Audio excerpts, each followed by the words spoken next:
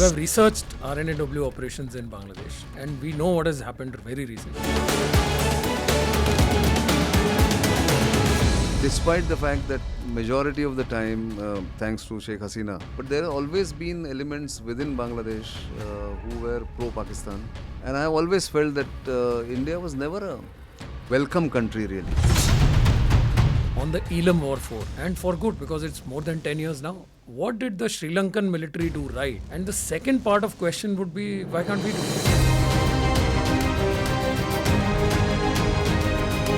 The LTT itself, the Tamil Tigers themselves had become very unwieldy. And the intelligence agencies worked, so the Sri Lankan Navy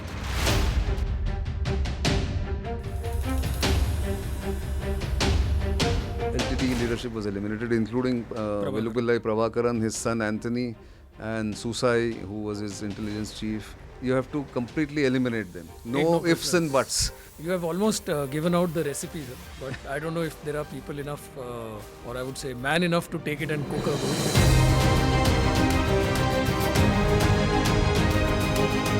Terrorist designated by India who was responsible for a jailbreak in Punjab was extradited from China or Hong Kong after the Galwan incident, where after almost 30 years we lost a life, to again restart or recalibrate or re-engage China on a different term. Including my friend Vijay Gokhale, former foreign secretary, China specialist, has studied China for 30-35 years. He has also suggested in an interaction with me that it's time for political contact to begin.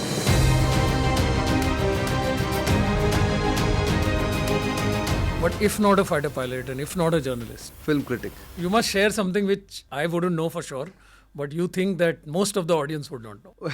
About something to do with Bollywood or... Offhand, I can't remember, but I must tell you this. My first interview in my life as a journalist was with Asha Parekh. I have interviewed Kishore Kumar, I have interviewed Farooq Sheikh.